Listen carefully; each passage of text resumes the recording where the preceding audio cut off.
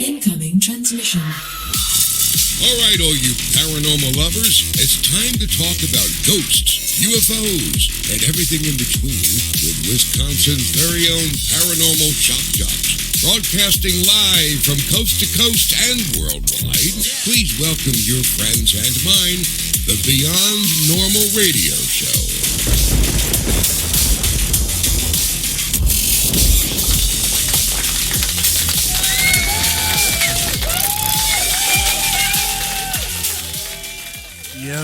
Yes. What is going on, everybody? I am Chris from the Beyond Normal Radio Show. Accompany me this evening, as always, my amazing co-pilot, Courtney. How are you? Doing great. Excellent.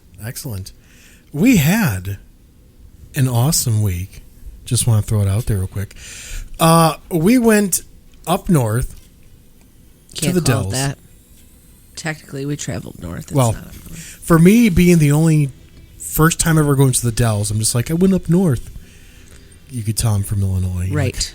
I went up north. Up north. So we had a great time. Awesome water park. Experienced the Transformers thing, the Lost Temple, the Ghost Post Haunted House thing, which was ridiculous. Yeah, they were pretty lame. Thank God they're all $5. Right.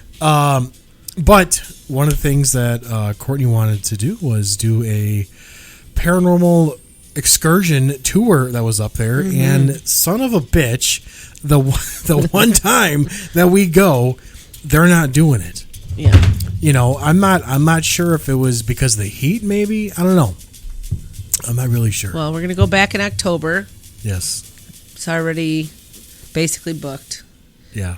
And do historic a tour of the Dells, including the alleged hauntings and paranormal activity out there. That's right. So I'm excited to check that out. The Dells and Baraboo area, so that'll be really fun. Tonight's episode is going to be discussing a little bit about the government and releasing information into the alleged bodies that were recovered, aliens that were shot down, the existence of UFOs, aliens, all that good stuff. So we have a clip here that was given to us. We're going to dive right into this here and discuss some of this. So roll that footage. You've stated that the government is in possession of potentially non-human spacecraft. Based on your experience and extensive conversations with experts, do you believe our government has made contact with intelligent extraterrestrials? Something I can't discuss in public setting. If you believe we have crashed craft, stated earlier, do we have the bodies of the pilots who piloted this craft? As I've stated publicly already in my News Nation interview, biologics came with some of these recoveries. Yeah. Were they, I guess, human or non-human biologics? Non-human, and that was the assessment of people with direct knowledge on the program I talked to that are currently still on the program.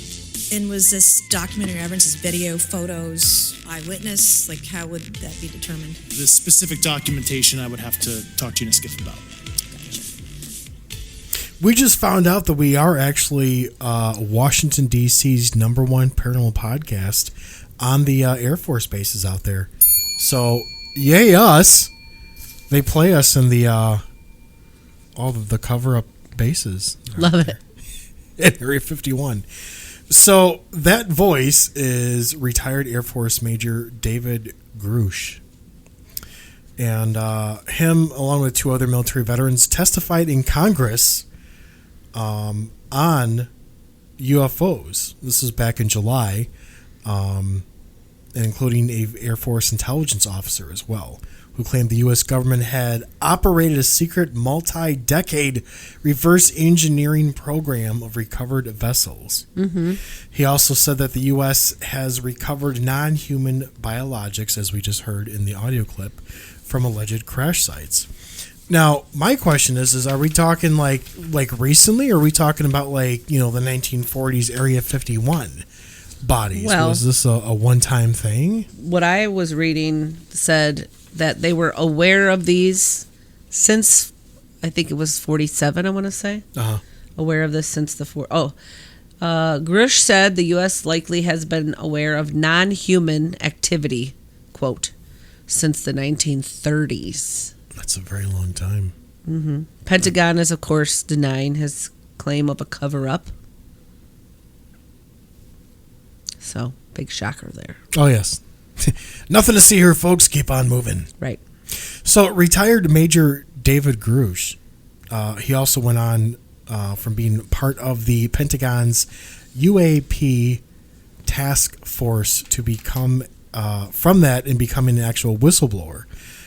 He had told the House Oversight Committee National Security Subcommittee, that's a lot of committees to have in just one committee, that he had been denied access to some government UFO programs, but that he knows the exact location of UAPs within the U.S. possession.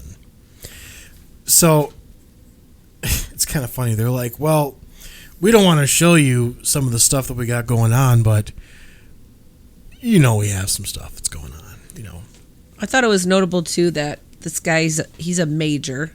Right. He's not just some new guy. Right. That's career military. Yeah. Highly regarded by his peers. We're talking 20 plus years. And all these other whistleblowers that have come out are also, they've been in the government and working. I personally, I'm a huge believer in this. I really think that this stuff is going on. You go to Discovery Channel, you go to History Channel, you type in UFOs, ancient aliens, whatever. How many episodes are out there of footage? You've got UFO hunters that are people that are part of MUFON. These guys have been trying to prove that there are real evidence out there. There's real UFOs, there's real aliens, rather they're from another planet, they're from outer space, or as some others have said, they've seen them come in and out of the ocean. So I think it's time that the government needs to step up and come out with this and say, hey, look, this is really real. This is really happening. We're not alone out there.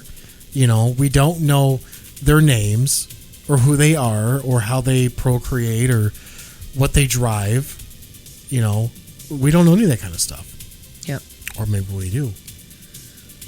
Well, I think it speaks volumes, too, about, this guy. Not to discount regular people's everyday UFO sightings, but it's a far cry from Betty Sue on the farm. Oh, yeah. This high-level, very intelligent, highly regarded military who was on the task force specifically for this coming out exactly afterwards. And there was 2 other people, other government officials, who also testified with him. Oh, yeah. And at the same time. It's crazy because I spent a lot of time while they were covering it, watching it and just seeing like all this stuff come out. And what's crazy to me though is that like everybody has seen this. They've seen TikTok videos, they've seen Twitter, Facebook, whatever videos, stuff of aliens are real, we've uncovered bodies, and we've reverse engineered stuff, we've had non-human biological matter, these pilots, they said that these are pilots of the crafts. And that was the assessment from the people that was with direct knowledge of the UAP program. And what's crazy is that like people are like, meh, I don't give a shit. Well, I don't think anybody's, and we talked about this a couple episodes ago, but nobody's going to be surprised, I don't think, right, that it exists. We've been groomed. It would be nice to just hear a little bit of tidbit of truth from our government for once. We don't expect them to disclose, their reverse engineering project. Right. Which also, that made me think that we watched Top Gun the other day. Yes. And the difference between, like the F-14s and then I don't remember what they called the 5th gen fighters. The 5th gen fighters and the way they could maneuver and how that's the kind of stuff they're looking probably to accomplish with these reverse engineering projects. We don't need your secrets that are whatever, proprietary war stuff. I don't know what to call it, but just like, there's aliens. We got some. Just come out and say it. Say something. Right. We don't need the deets. And see, and this is what I don't get, is that other countries have come out years ago and was like, yeah, they exist. Yeah. It's real. Like, what the fuck are we covering up? Why are we in the U.S. here like, nothing to see here, just keep it moving. That's a weather balloon. Or do they think we're the only ones who have a program like this? Because we can't be. So, okay, so speaking of weather balloon here, where are we? We'll talk about the F-22 that shot down the Illinois hobbyist group radio balloon. As we all know, they shot 2 missiles at this thing. Where'd the first missile go to? That's my question. Let's address. Where did that land? Let's address the elephant in the room here and be like, where did that first missile go to? Because obviously you missed it, Shooter McGavin. But when all that Chinese balloon bullshit was going on, and then all of a sudden all these other air anomalies were happening, and people were like, there's stuff in the sky, look. It was like Battle Los Angeles all over again. All the rednecks down south are like, we got my guns, we're going to shoot these things down. Hey, we're from the south, okay? It's fine. Easy. But it's shit, everybody up here in Wisconsin was the same way.